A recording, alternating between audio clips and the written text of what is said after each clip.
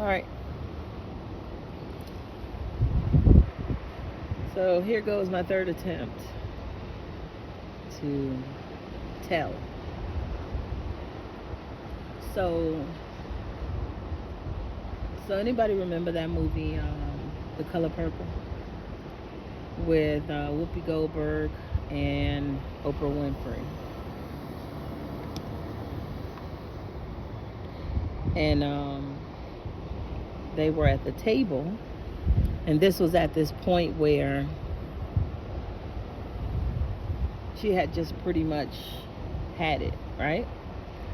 She couldn't take any more from him. She couldn't take any more, cooking, cleaning. She couldn't take no more beating. She just couldn't take it. I mean, she was like his post, like his doorpost, like literally. And, whenever he felt like it, he just, slapped her, hit her, beat her.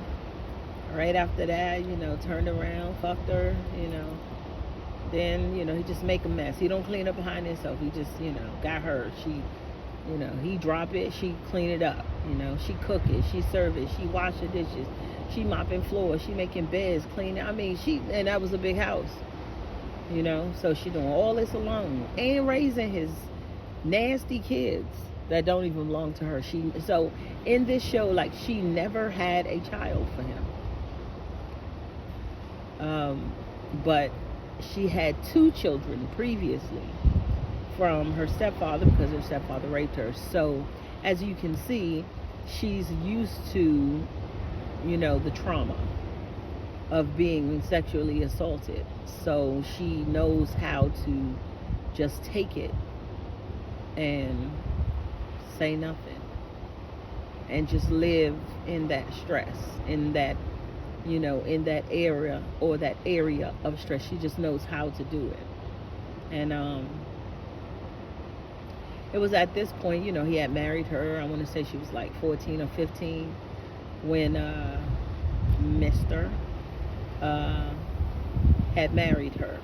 And he only did that, so that he could abide by the law and she could be his property, pretty much. And he did, and that's what she did. She cooked, clean, she washed, she, took care of the house, the kids, the grounds outside. He did nothing, pretty much, If that was his land, she also did the cropping, pulling crops from the ground and all sorts of craziness. They ain't had no dryer and no washing machine, so she was washing by hand.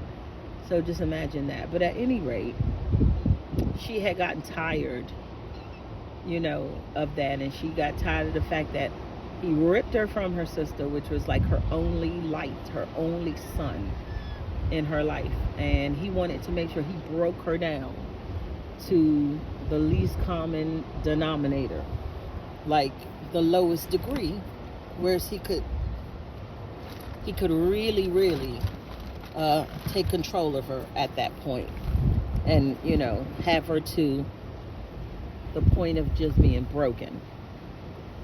And it was Shug Avery, right, who had the boldness in her to just be like, come on, come with me. Because apparently she had told Shug Avery about her sister coming to live with her and how he was trying to rape her sister, and how bad he treated her as well.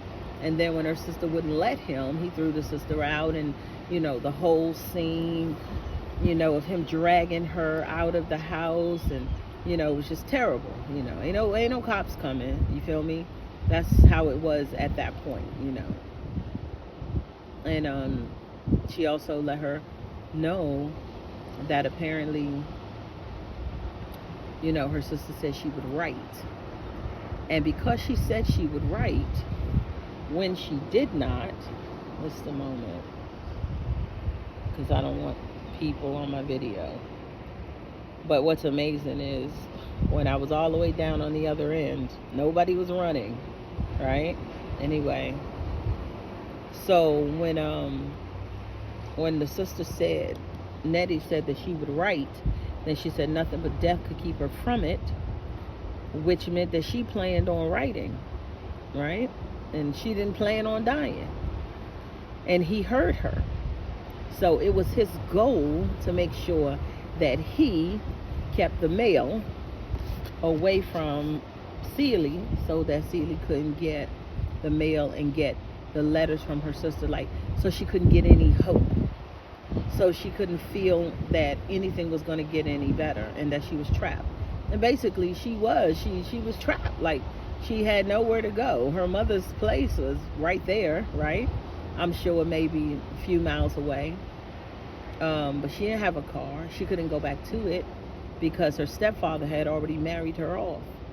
And her mother had already died from grief and heartache of finding out that her daughter had been raped by her stepfather, which is the man that she brought into her life.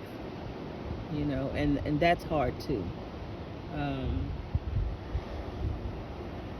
I'll park there for a minute because I know that can be a lot.